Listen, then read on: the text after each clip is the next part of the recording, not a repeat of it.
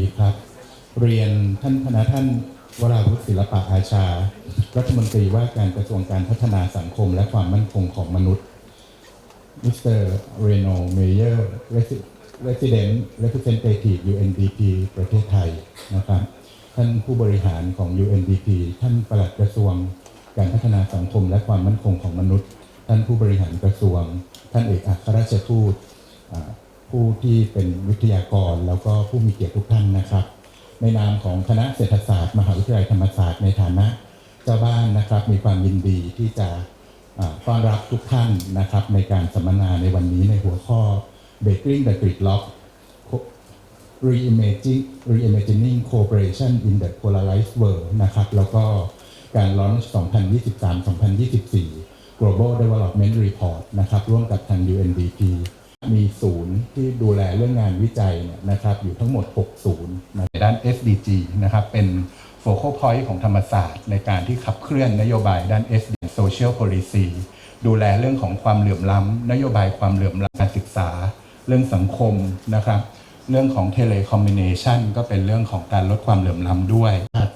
ครั้งที่19ของ East Asian Economic Association นะครับมีข้อบกพร่องประการใดนะครับร้อนไปนะครับหิวไปอะไรไปเนี่ยนะครับเย็นไปหนาวไปก็ขออนุญาต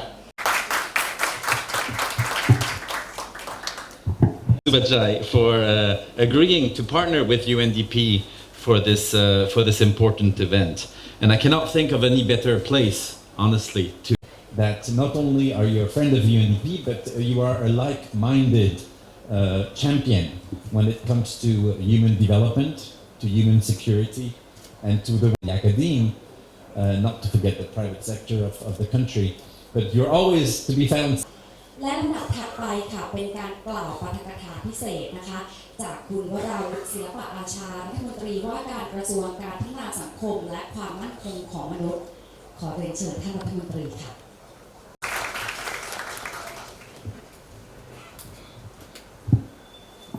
Mr. Dhanomayer, the resident representative of UNDP, my good friend, Assistant Professor Dr. Supasai Sushat, the Dean of Faculty of Economics of Thammasat University. Ladies and gentlemen, a very good morning and Sawadee. Well, I'm delighted to join all of you on this national launch of the UNDP's 2023-24 report entitled Breaking the Gridlock, Reimagining Cooperation in a Polarized World. On this auspicious occasion, I'd like to congratulate UNDP and team with our sincere appreciation for producing this timely and valuable report,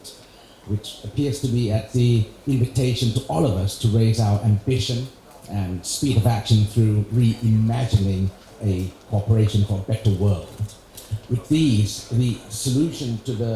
world's, well, excuse me just one second, my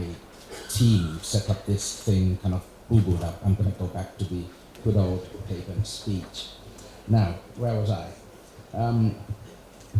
Well, ladies and gentlemen, I must say that the report and the solutions to the world's complicated problems, it seems to be possible within our grasp. Last month, I had an honor to represent Thailand and the Asia-Pacific region at the 57th session of the United Nations Commission on Population and Development, or CPD, at the UN headquarters in New York. I was there as the chair of the 7th Asian and Pacific Population Conference and the head of the Thai delegation. And during the session, the UN member states shared experiences, worrisome agendas, possible way forward. And we also celebrated the 30th anniversary of the International Conference on Population and Development. Well, 30 years ago, the Program of Action for Population and Development was formulated and to be the framework for all countries in moving towards a better world. And we were experiencing back then a very rapid growth of the world population. Now, but today, we live in a totally different demographic world where fears have shifted from excessive population growth to population decline. Even though the population in some countries is of course still increasing, but it's increasing at a diminishing rate.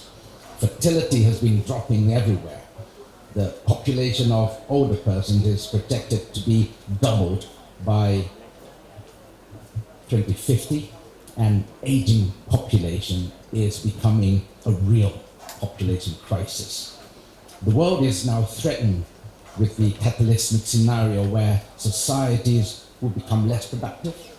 burdened by a large and dependent older population, overwhelmed by unexpected migrants, where family core values as it used to be disappeared.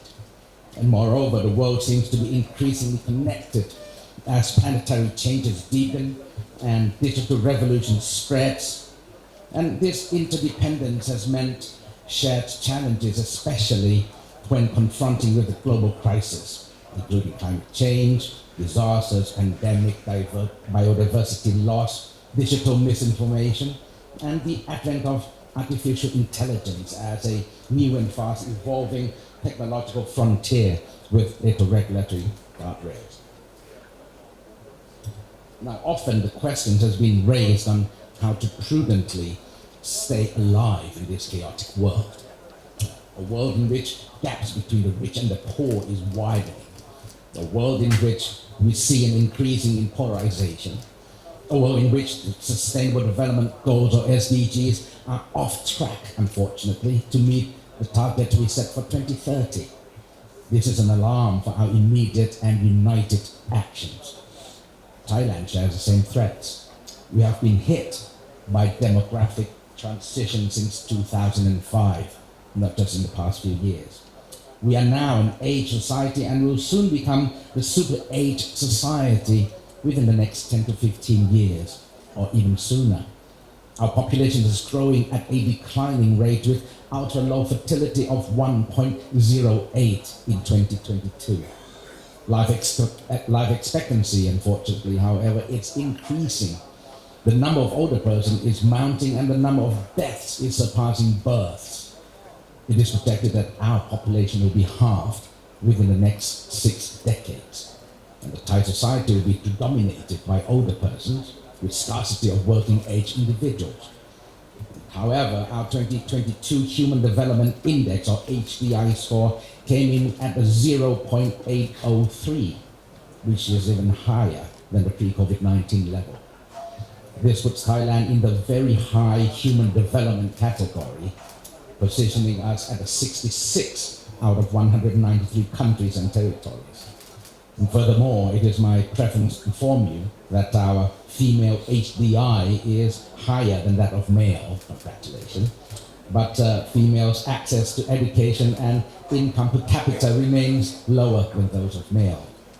And despite our remarkable overall human development progress, we have to admit that the environmental strain remains persistent. And similar to the rest of the world, the social polarization and some human insecurity issues continues to prevail. In encountering these formidable challenges while striving to achieve the SDGs, ladies and gentlemen, the Ministry of Social Development and Human Security, or MSDHS, in collaboration with Chulalongkorn University and the World Bank,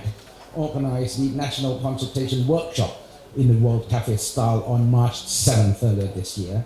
And more than 500 participants, including high-level representatives from relevant government agencies, private sectors, NGOs, CSOs, influencers, vulnerable groups and medias, as well as international organizations, and of course, several UN entities, UNDP, UNFPA, UNV, UN Habitat, as well as the World Health Organization, played a very energetic and constructive role in the event. So thank you, my dear friend. And because of that, the national strategy entitled 5 by 5, Let's Turn the Tide, has then been developed based on the concept of human development and beyond.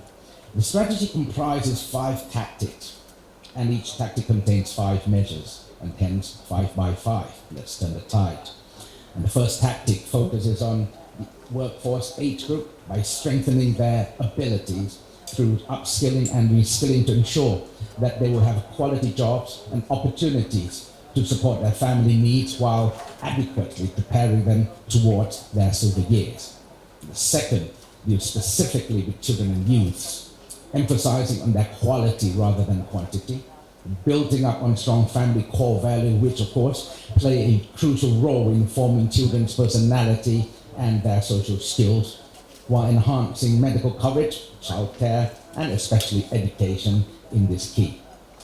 The third emphasizes on empowering older people, turning threats into opportunities. By utilizing their potential workforce, we could ensure that they remain healthy, fit, physically, and mentally.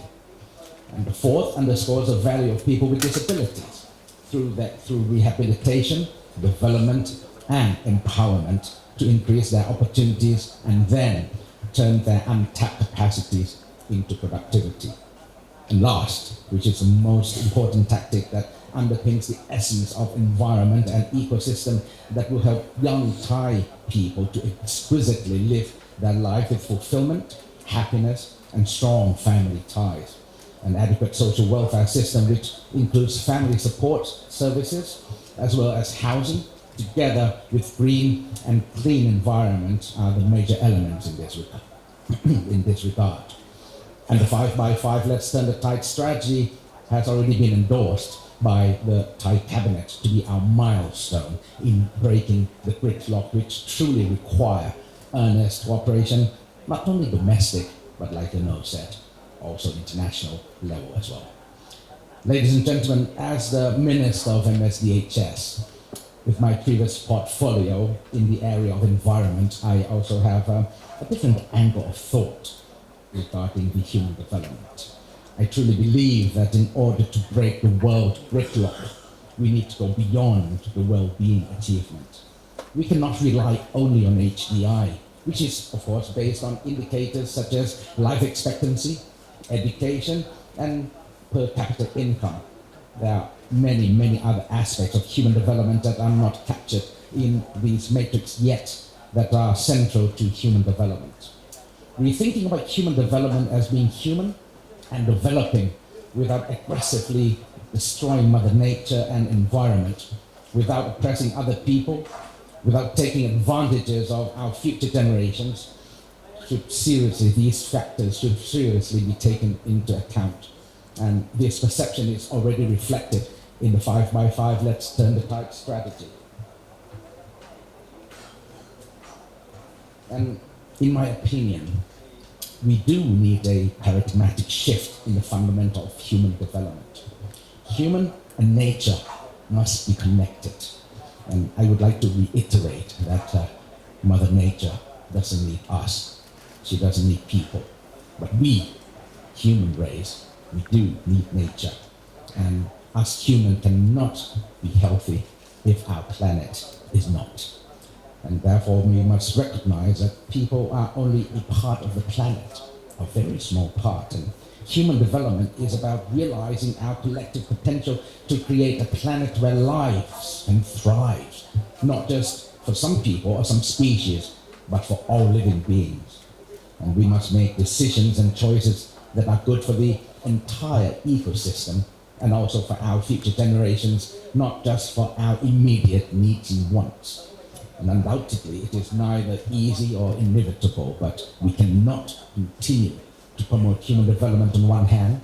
while continuously exploiting other living beings and degrading global environment on the other. A lot of threats to human development and human security are actually from us. Climate change made this abundantly clear. In this regard, I see SDGs as a good application for connecting human development with the planetary health. And human development itself is a meaningful tool in paving the way towards the achievement of the goals.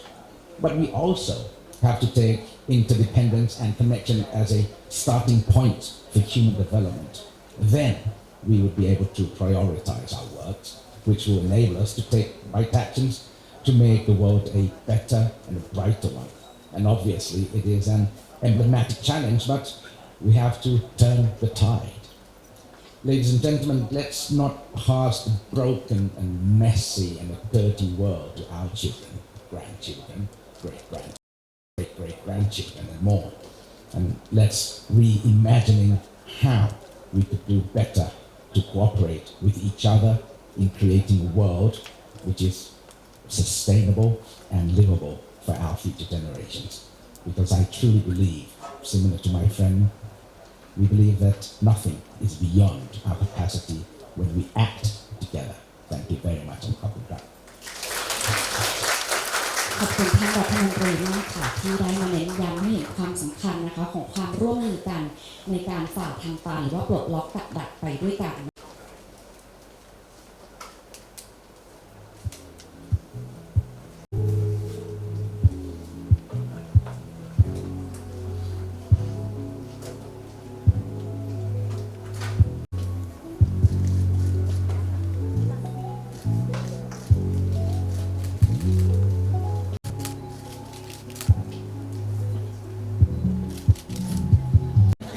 ได้ครับขอบคุณครับ